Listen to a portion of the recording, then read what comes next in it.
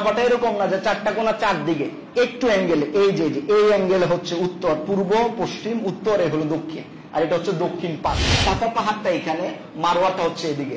মাঝখানের দূরত্ব মাত্র 450 মিটার। অনেকেই মনে করে এই পাহাড়ে যাইয়া আবার এখানে আসলে একবার নাকি চাই হয়, এই কথাটা কিন্তু ভুল। এই যে হাজরুল আসওয়াদের দিকে যখন তাকাবেন তখন আপনার রাইট হ্যান্ড সাইডটা থাকবে এদিকে, লেফট হ্যান্ড সাইড থাকবে এদিকে। এই হাতিমে কাবা এই জায়গার উপরে আছে মিজাবে রহমান, এটাকে বলা হয় রুকনে ইয়ামানি। যারা আমাদের এই আলোচনা শুনবেন এবং দেখবেন, আল্লাহ যেন সবাইকে হাজী হিসাবে কবুল করে। লাব্বাইক লাব্বাইক লা শারীকা লাক লাব্বাইক ইন্নাল হামদা ওয়ান নি'মাতা লাকা ওয়াল মুলক লা শারীকা লাক। একজন হাজীর মূল কাজ হচ্ছে উমরা করা এবং হজ করা। আর উমরার ক্ষেত্রে দুটা ফরজ আছে, আর একটা হচ্ছে ইহরাম বাঁধা, আর একটা হচ্ছে আল্লাহর ঘর তাওয়াফ করা। এই দুটা হলো ফরজ উমরা কমপ্লিটের জন্য। আর উমরা কমপ্লিটের জন্য দুটা ওয়াজিব আছে, আর একটা হচ্ছে সাফা এবং মারওয়ায় সাই করা এবং মাথার চুলগুলোকে হলক করা। এবার মনে করেন আমরা সবাই হাজী, আমি ঘর থেকে বের হওয়ার আগে আমার উচিত হবে এই নখগুলো কাটবেন, অবাঞ্ছিত যে শরীরের পশমগুলো আছে এগুলো কাটবেন, পরিষ্কার পরিচ্ছন্ন হয়ে তারপরে আপনি এই গোসলটা আপনি করবেন। গোসল করার পরে ইহরামের পোশাকটা পরতে হয়, দুটো কাপড় নিতে হয়, সেলাইবিহীন, সাদা হলে ভালো হয়। একটা আপনাকে ইজারের মতো, লুঙ্গির মতো নিচে পড়বেন, আরেকটা পড়তে হবে গায়ে। এবার কিবলামুখী হয়ে কয় রাকাত নামাজ আদায় করতে হবে। আপনি এবার এই ইহরামের মূল কাজগুলো করা শুরু করবেন। এর একটা হচ্ছে নিয়াত, আর একটা হচ্ছে তালবিয়া। নিয়াতটা কি? নিয়াতটা হলে আপনি একটা দোয়া পড়বেন, রাসূল সাল্লাল্লাহু আলাইহি ওয়াসাল্লাম দোয়াটি শিখিয়েছেন, আল্লাহুম্মা ইন্নী উরিদুল উমরাতা ইন্নী উরিদুল উমরাতা ফায়াসসিরহা লি ওয়া তাকাব্বালহা মিন্নী। আয় আল্লাহ, আমি উমরার নিয়ত করতেছি, আমার উমরাটা আমার জন্য তুমি সহজ করে দাও আর তুমি কবুল করে নাও। সুবহানাল্লাহ। এরপরে আপনার কাজ হচ্ছে তালবিয়া পড়া। তালবিয়াটা কি? লাব্বাইক আল্লাহুম্মা লাব্বাইক লাব্বাইক লা শারীকা লাক লাব্বাইক ইন্নাল হামদা ওয়ান নি'মাতা লাকা ওয়াল মুলক লা শারীকা লাক। তিনবার পড়বেন। কয়বার? তিনবার। যখন আপনি তিনবার করে ফেললেন, ইহরাম বাঁধা বলতে যা বোঝায় ইটস কমপ্লিট। এবার আমাদের কাজ হচ্ছে আল্লাহর ঘরে যায় তাওয়াফ করা, দ্বিতীয় কাজ। আস্তে করে যে বিমানটা এটা ল্যান্ড করতে চলেছে, বিমান ল্যান্ড করলো, এই যে ল্যান্ড করলো যাই আপনার হলো কি জেদ্দায়, তাই না? জেদ্দা তো এটা অনেকটা দূরে। এই জেদ্দা থেকে যখন আপনি এই কাবার উদ্দেশ্যে রওনা দিবেন, তখনও আমরা মুখে কি পড়বো? তালবিয়া। বলেন তো কি পড়বো? তালবিয়া। আপনি আল্লাহর ঘরের এরিয়াতে চলে গেলেন, হারামের এরিয়ার ভিতরে চলে গেলেন, এবার আল্লাহর ঘরে ঢুকবেন, প্রথমেই কিন্তু এই কাবাটা আপনি দেখতে পাবেন। এই যে বাহিরে নামিয়ে দিয়েছে, গাড়ি থেকে নামলেন, এবার কাবার ভিতরে ঢুকবেন, এদিক দিয়ে গেট আছে, এদিক দিয়ে গেট আছে, বিভিন্ন দিক দিয়ে গেট আছে। আপনি যে কোনো একটা গেট দিয়ে তো নিশ্চয়ই ঢুকবেন, তবে উমরার জন্য আলাদা একটা গেট ফিক্সড করা আছে। আপনি যদি এদিক দিয়ে যান তাহলে উমরার এই গেট দিয়ে আপনি ঢুকলেন। এরপরে আপনি যখন ঢুকবেন, এখানে লেখা আছে যে এটা হচ্ছে আল্লাহর ঘরের দরজা। আপনি যদি এদিক দিয়ে ঢুকেন, আল্লাহর ঘরে ঢোকার জন্য যে দোয়াটা আছে এই দোয়াটা তখন পড়ে নেবেন। বিসমিল্লাহি ওয়াসসালাতু ওয়াসসালামু আলা রাসূলিল্লাহ আল্লাহুম্মা আউযু বিল্লাহিল আযীম ওয়া বিওয়াজহিল কারীম ওয়া বিসুলতানিহিল আযীম মিনাশ শাইতানির রাজীম আল্লাহুম্মা ইফতাহ লি আবওয়াবা রাহমাতিক। এখনো কাবা আপনি দেখতে পাচ্ছেন না, একটু সামনে হাঁটলেই আপনি এবার দেখতে পাবেন আল্লাহ তাআলার ঘর কাবা আল মুকাররমা। অনেক মানুষ যে ভুলটা করে, কাবা দেখার পরে আর দিশা থাকে না, কি করবে না করবে, সাইটক করে আরেকজনের সাথে কথা বলে, এটা দেখার জন্য কত উদ্গ্রীব। এই বাসনাটা আরেকজনকে বলে। ভাই, এই বাসনাটা আরেকজনকে বলে আপনি সময় নষ্ট করতেছেন কেন? এই বাসনাটা তো বলবেন এই ঘরের মালিককে। আল্লাহু আকবার করে এই বাসনা কাকে বলবেন? এই ঘরের মালিককে। এজন্য রাসূল বলছেন, যে ব্যক্তি জীবনের প্রথম কাবাকে দেখবে, কাবা দেখার পরে এক নজর তাকিয়া যে দোয়া করবে, আল্লাহ ওই দোয়া তার থেকে কবুল করে নেবেন। এবার আমাদের কাজ শুরু হবে দ্বিতীয়। ইহরাম উমরার জন্য 4টা কাজের প্রথমটা গেল ইহরাম বেঁধেছি, এবার আল্লাহর ঘরে আমি পৌঁছে গেছি, মাঝখানে সুন্নাহ আমলগুলো করতেছি। এবার 4টার দ্বিতীয়টা আমার শুরু হয়েছে, যেটা ফরজ বিধান। আমাকে তাওয়াফ করতে হবে, আল্লাহর ঘর কি করতে হবে? এই জায়গাটায় এসে দাঁড়াতে হবে, কারণ এই জায়গার মধ্যে রয়েছে হচ্ছে হাজরুল আসওয়াদ। এই হাজরুল আসওয়াদের দিকে আপনি তাকাবেন, তাকানোর পরে আপনার কাজ হবে হচ্ছে হাত এটা উত্তোলন করবেন। আপনি হয়তো প্রথমবারই কাছে যেতে পারেন না, যিনি কাছে যাবেন তিনি তো ধরেই চুমু খাবেন, যিনি পারবেন না তিনি দূর থেকে হাজরুল আসওয়াদের দিকে হাতের ভাবে উঠিয়ে বিসমিল্লাহি আল্লাহু আকবার, সবাই বলেন কি বলতে হবে, আরো জোরে বলেন বিসমিল্লাহি আল্লাহু আকবার।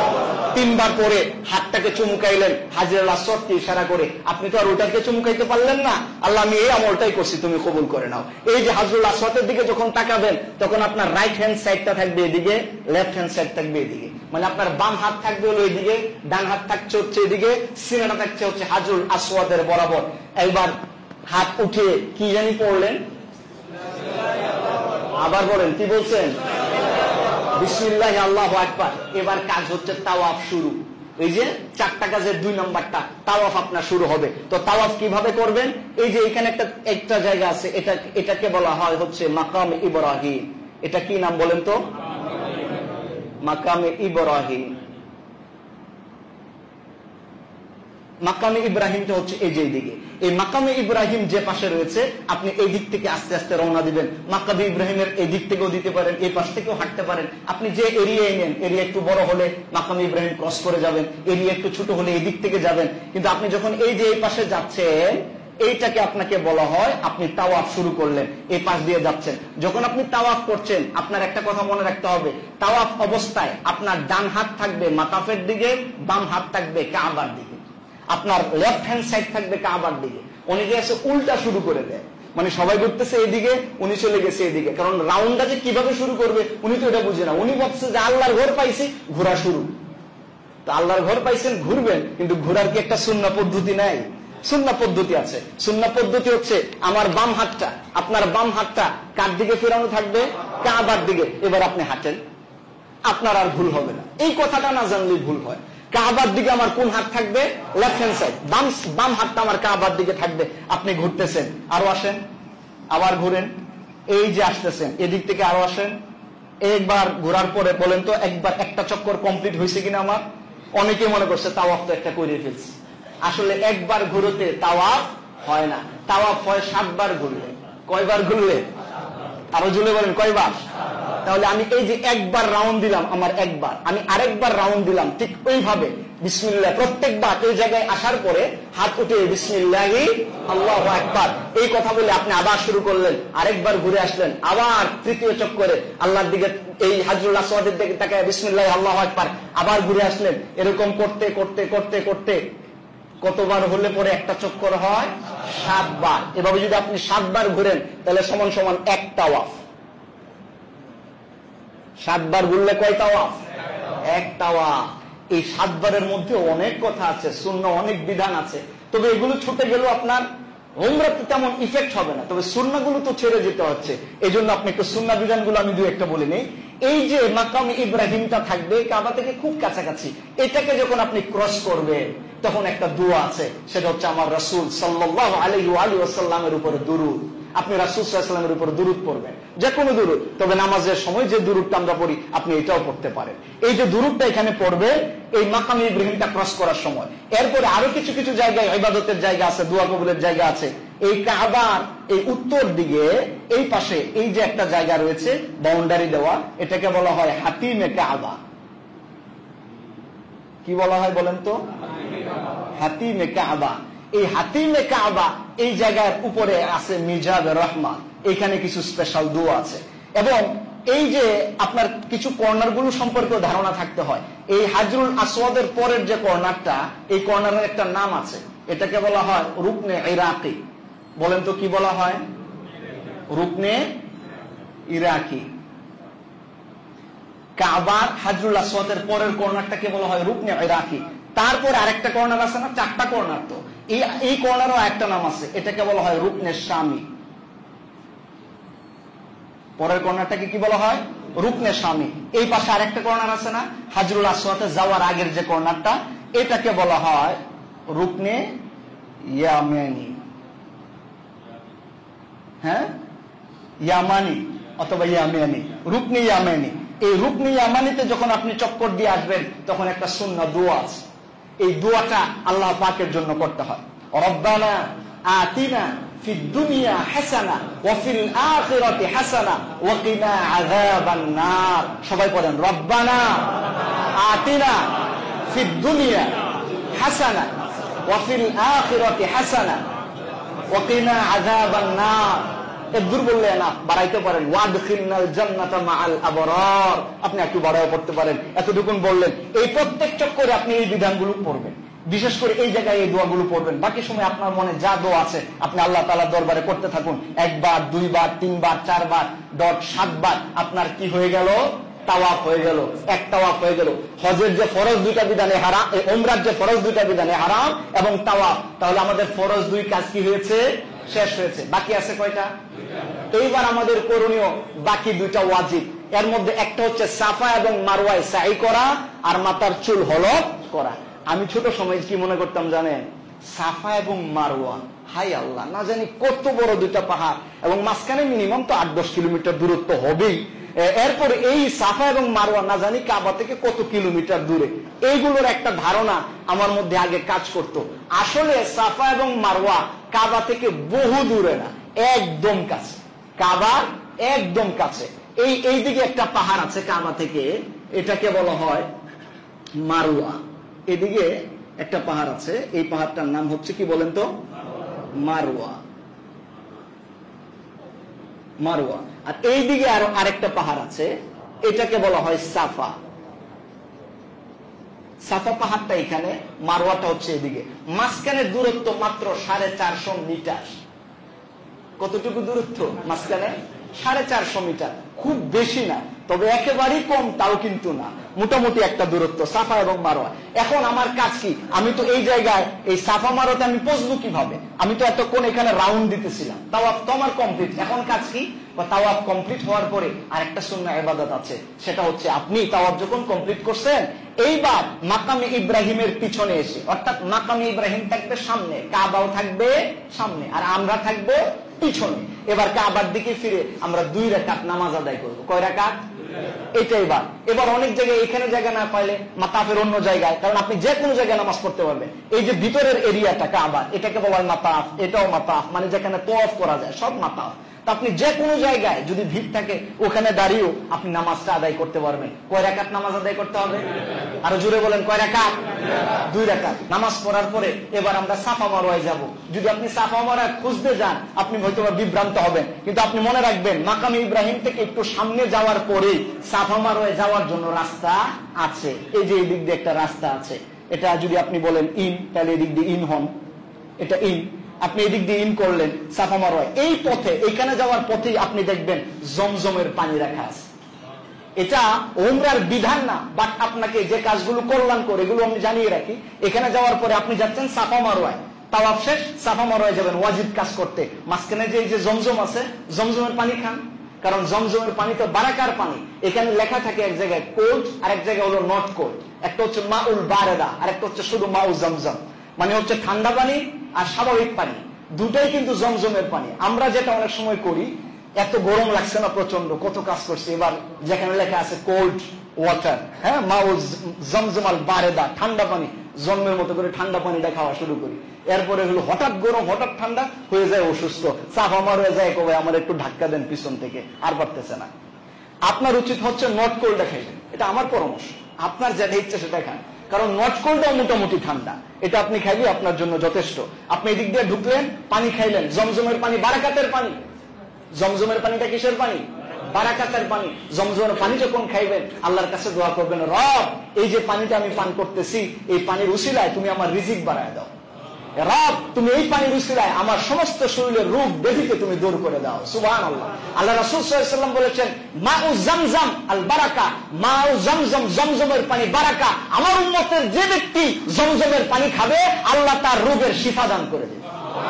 আপনি জমজমের পানি খান, শরীরে মাসাজ করেন, মাসাজ করেন। এইবার আপনি এদিক দিয়ে একটু যাওয়ার পরেই আপনি ডান দিকে একটু টার্ন নিবেন, এই সামনে এসে পাইবেন সাফা পাহাড়। সাফা পাহাড়টা এরকম না যে এরকম উপরের দিকে তাকাইলে টুপি খুলে পড়ে যায়, বিষয়টা এরকম না, একদম ছোট। এটা এখন সিম্বলটা শুধু আছে, আর ওইরকম পাহাড়টা এখন নেই। এখানে যেটা দেওয়া আছে আমাদের উমরার বিধানটা যেটা আমাদের করতে হবে, সাফার কাছে এসে আপনি বাইতুল্লাহর দিকে ফিরে তাকাবেন, তাকাই আর সাফাতে যে সাই করার জন্য দাঁড়াইছেন এইটা কাজ সহজ করার জন্য আল্লাহর কাছে দোয়া করবেন। এটা নবীজির সুন্নাহ। সাফা পাহাড়ে এসে কাবার দিকে দাঁড়িয়ে সাই করার আগে আল্লাহর কাছে কি করতে হবে? দোয়া চাইতে হবে। এই দোয়া চাওয়ার পরে আপনার সাই শুরু। সাই মানে হচ্ছে দৌড়াদৌড়ি করা, সাই মানে দৌড়াদৌড়ি করা। আপনি এখান থেকে এই পাহাড়ে যাবেন, এই পাহাড় থেকে এই পাহাড়ে আসবেন, মাঝখানে একটু দৌড়াদৌড়ি করতে হবে, এই জন্য এটার নামই হয়েছে সাই। এবার এখানে যখন আপনি সাই শুরু করবেন তখন একটা দোয়া আছে, এই দোয়াটা পড়ে নেন।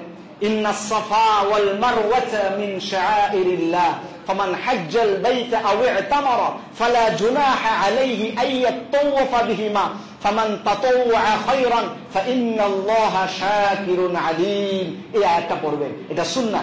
এখানে পড়ার পরে আপনি এবার রান করবেন কোন পাহাড়ের দিকে বলেন তো? শুরু করতেছি কোন পাহাড় থেকে? সাফা। আবার বলেন কোন পাহাড়? শুরু করতেছি কোন পাহাড়? জামু কোন পাহাড়ে? মারওয়া। এই যে মাঝখানে একটু জায়গা আছে, সাফা এবং মারওয়ার মাঝখানে এই জায়গাটার উপরে সবুজ লাইট দেওয়া আছে। কি দেওয়া আছে? সবুজ লাইট, গ্রিন লাইট আছে। এই জায়গাটা কেন দেওয়া? কারণ এই জায়গাটায় আপনাকে একটু দৌড়তে হবে, একটু দৌড়তে হবে। এই জায়গাটায় দৌড়বেন আর পড়বেন রব্বি গফির ওয়ারহাম ওয়া আনতা আ'আজ্জুল আকরাম। বলেন রব্বি গফির ওয়ারহাম। আমার সাথে বলেন রব্বি গফির ওয়ারহাম ওয়া আনতা আ'আজ্জুল আকরাম। আর দৌড়বেন এই এতটুকুন জায়গা, বাকিটা আপনি স্লো মোশনে গেলেও সমস্যা নাই। তাহলে আমি এদিক থেকে এসে আমি যাচ্ছি কোন দিকে বলেন তো? মারওয়ার দিকে। আবার মারওয়া থেকে আবার আসতে হবে আমার কোন দিকে? অনেকেই মনে করে এই পাহাড়ের জায়গা আবার এখানে আসলে, কারণ যেখান থেকে শুরু করছি ওইখানে আবার আসলে একবার নাকি সাই হয়, এরকম ঠাট্টা করতে হয়। এই কথাটা কিন্তু ভুল। আপনি যে পাহাড়ে একবার যায় উপস্থিত হইতেছেন এটাই এক চক্কর, এটা একটা সাই। এটা কয়টা সাই? এরকম 7টা সাই করতে হবে। কয়টা সাই করতে হবে? তাহলে আপনার সাই কমপ্লিট হবে। এবার আপনি এই জায়গা থেকে একবার রওনা দিয়া এই মারওয়া পাহাড়ে আসতেন, বলেন তো আপনার কয়বার হলো? একটা। আপনি আবার এদিক থেকে আইসা এখানে আসলেন, এখন কয়টা হলো? 2টা। আবার এই যে প্রত্যেকবারই কিন্তু ইন্নাস সাফা ওয়াল মারওয়াতা মিন শাআইরিল্লাহ এই দোয়া করবেন। আবার এখান থেকে রওনা দিলেন, এই জায়গায় দৌড়ায় এই জায়গায় পৌঁছলেন, এখন আমার কত হলো? 3টা। আবার মারওয়া থেকে আমি সাফাতে আসলাম, এখন আমার কয়টা হলো? সাফা থেকে আবার মারওয়া গেলাম, কয়টা হলো? আবার মারওয়া থেকে সাফা আসলাম, কয়টা হলো? 6টা। কমপ্লিট হয়ে গেছে? আর একটা বাকি আছে। আবার সাফা থেকে মারওয়া গেলাম, কয়টা হলো? আমার কি হয়ে গেল? সাই কমপ্লিট হয়ে গেছে। এবার আপনাকে বেরোবেন কিভাবে? এটা তো একটা চক্করের মতো। বের হওয়ার রাস্তা আছে এইদিকে, এদিকে হচ্ছে আউট হওয়ার রাস্তা। হ্যাঁ হ্যাঁ হ্যাঁ, সব জায়গায় সুন্দর করে দেওয়া আছে, আপনি এদিক দিয়ে বের হয়ে যাবে। মনে রাখতে হবে বের হওয়ার আগে আপনি এখানে দাঁড়িয়েও কাবার দিকে ফিরে আবার দোয়া করবেন। এটা একটা সুন্নাহ ইবাদত। এরপর আপনি বের হয়ে গেলেন, বলেন তো দেখি আমার উমরা করার জন্য মৌলিক যে 4টা কাজ, 2টা ফরজ 2টা ওয়াজিব, এর মধ্যে আমরা কয়টা পালন করলাম? আবার বলেন কয়টা? 3টার মধ্যে ওয়াজিব কয়টা গেছে? ফরজ গেছে কয়টা? আরেকটা ওয়াজিব হইলে আমার উমরা কমপ্লিট হয়ে যাবে। আর আরেকটা ওয়াজিব যেটা, সেটা হচ্ছে আমার মাথার যে চুল আছে, আমরা সবার মাথায় তো চুল আছে, এই চুলগুলো ছেঁচে ফেলতে হবে। 2 তরিকায় করা যায়, একটা হচ্ছে একদম ছোট ছোট করা, আর একটা হচ্ছে একদম হলক করা। আপনি যেটাই করবেন আদায় হবে। তবে হাজীদের ক্ষেত্রে সাজেস্ট করা হয় যে আপনি এখন তো এই যে চুল কামাইতেছে, 2 দিন পরে তো আবার হজ শুরু হইবে, তখন তো যদি চুলই না থাকে তা কামাইবেন কি? তো একটু একটু করে রেখে দিন, একদম ছোট ছোট করবেন, কিছু থাকবে, হজের সময়টা আবার সাজবে। এই পদ্ধতিটাও হতে পারে। তাহলে এইবার আপনি এখান থেকে বের হয়ে গেলেন, আল্লাহর ঘরের বাহিরে যাইয়া যে কোনো জায়গায়, আপনার হোটেল হতে পারে, কোথাও হইতে পারে, আরেকজনকে বলবেন এটা কেটে দেওয়ার জন্য। অনেকে খুব বুদ্ধিমান আছে, নিজেরটা নিজে কাটে টাকা বাঁচানোর জন্য। আরে বাবা, নিজেরটা যদি নিজে কাটেন তাহলে এটা কি হবে না? ওয়াজিব কমপ্লিট হলো না, ওয়াজিব ভুল সহকারে হলো। কারণ আপনার না আগে বলা আছে উমরা যতক্ষণ আপনি থাকবেন, হ্যাঁ, ইহরাম অবস্থায় আপনি তো চুল দাড়িও আশ্রাইতে পারবেন না, আপনি তো একটা জীব হত্যাও করতে পারেন না, যেখানে চুল দাঁড়িয়ে আশ্রানোই যায় না, আর এই জায়গায় হলো ব্লেড দিয়ে আপনি টাইনে টাইনে পাল ফেলতেছেন, এটা আবার কেমন হইলো? এই জন্য এই বিধানটা হবে না। আপনার উচিত হবে আরেকজনকে দিয়ে করানো। আপনি যখন এইবার মাথা যখন হলক করলেন, আপনার উমরা কি হয়ে গেল? কমপ্লিট হয়ে গেল। এবার আপনি আরেকজনের করে দিতে পারেন, কারণ আপনি ওই বিধানের আওতায় এখন নাই। আপনি বিধান থেকে বের হয়ে গিয়েছেন, এবার করতে পারেন। এবার বলেন তো দেখি, আমরা যে সবাই হজ করতে বেরোইছি, আমাদের হজ করার প্রথম যে কাজটা ছিল উমরা, কমপ্লিট হয়েছে না হয় নাই? এইবার আপনি স্বাভাবিক ইবাদত করবেন, আল্লাহর ঘরে নামাজ পড়বেন, অন্যান্য কাজগুলো করতে থাকবেন, অপেক্ষা করতে থাকবো হজের এই বাকি কাজগুলো করার জন্য নির্ধারিত সময়ে। এটা শুরু হবে জিলহজ মাসের 8 তারিখ থেকে। আর এর আগে আপনি অন্যান্য বিধানগুলো করবেন। তাহলে আমরা যে যারা সফরে গেলাম, আমরা এই পর্যন্ত কি কমপ্লিট করছি? এবার বাকি ইবাদত করতে থাকেন, আগামী সপ্তাহে হজ কমপ্লিট করাই। আমার কথা বুঝে গেছে? এই পর্যন্ত আমরা কি কমপ্লিট করছি, আর আগামী সপ্তাহে কি কমপ্লিট করবো? আবার বাইরে যায় নিজের হাজি দেবী করেন না যে রাশাদবাড়ি মসজিদে যায় হজ করেছি, এই কথা আবার করেন না। যারা আমাদের এই আলোচনা শুনবেন এবং দেখবেন, আল্লাহ যেন সবাইকে হাজি হিসাবে কবুল করেন। আল্লাহ রাসূল সাল্লাল্লাহু আলাইহি ওয়াসাল্লামের জিয়ারত যেন আমাদেরকে নসিব করেন।